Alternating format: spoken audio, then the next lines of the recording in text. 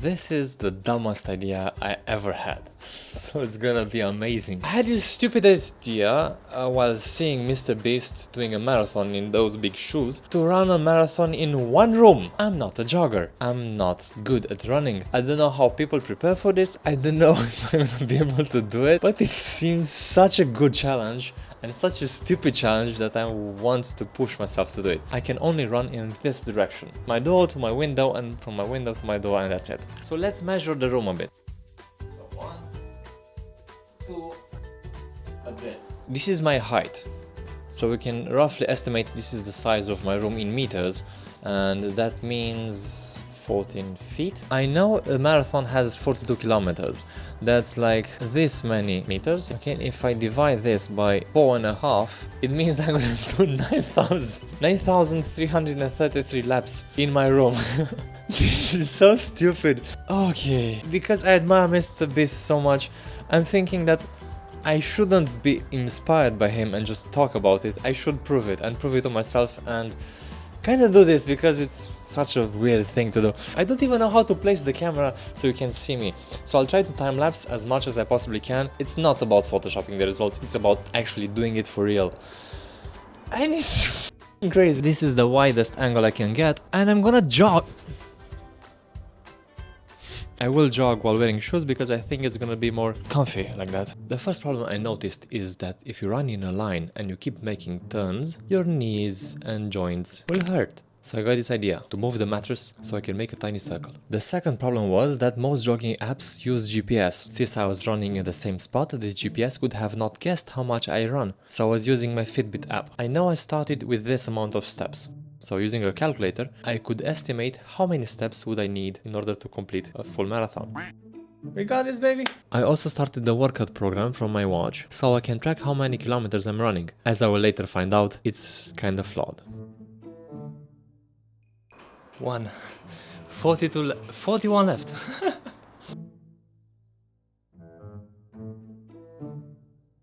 Pee break. Back to it. After a while, the third problem appeared.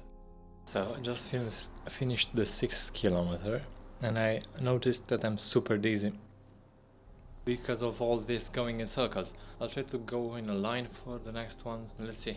A marathon will physically exhaust you, but it will also mentally exhaust you. So in this part of the race, I started listening to stand-up to cheer myself up. Without me knowing, the fourth problem appeared. This is the part when my knees started to kind of cave in because of all the going in circles. As of right now, I've run 10 kilometers, but I don't know what the fuck happened in this area. It's like it stopped recording, so I might have run more. So I had a lunch break and I noticed an error coming back. I know 5 kilometers is this much. This is the average human walking speed. 5 kilometers in 60 minutes means we have 83 meters per minute. Now if you times that with 26 minutes, you get 2.116 kilometers. And since I was jogging, my assumption was correct, and this was the part that the app failed to record my jog. So I know 83 minutes are incorrect. Let's say my average lap time was 5 minutes. Let's make it 6. We can imagine I got tired later on. So if I divide these minutes by my average lap time, a rough estimate is like 13 kilometers that were poorly recorded. Now if I know that 6 kilometers were properly recorded and 13 were bad, I can kinda estimate that I ran already 19 kilometers. So that gives me a bit more hope. I'll try to start the timer again.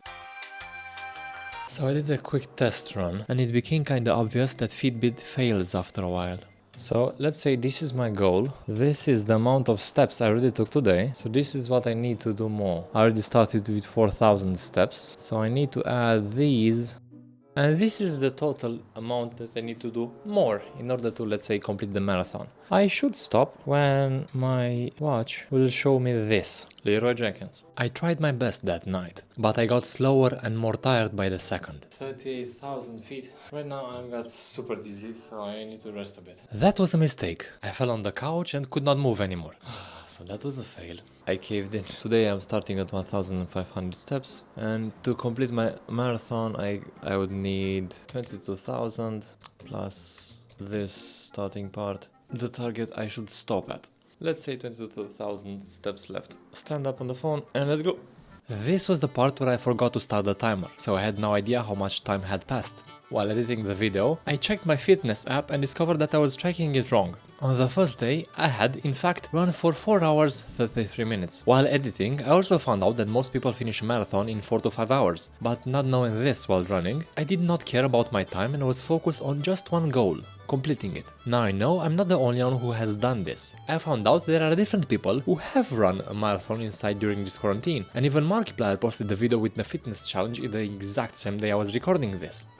Great minds think alike, but I did not do this for the views. I did this to challenge myself, and in the process of failing or succeeding, to become a better person. This is why this is the first video on my second YouTube channel, the one in English, because I want to use this platform to grow, as an individual, but also as an entertainer.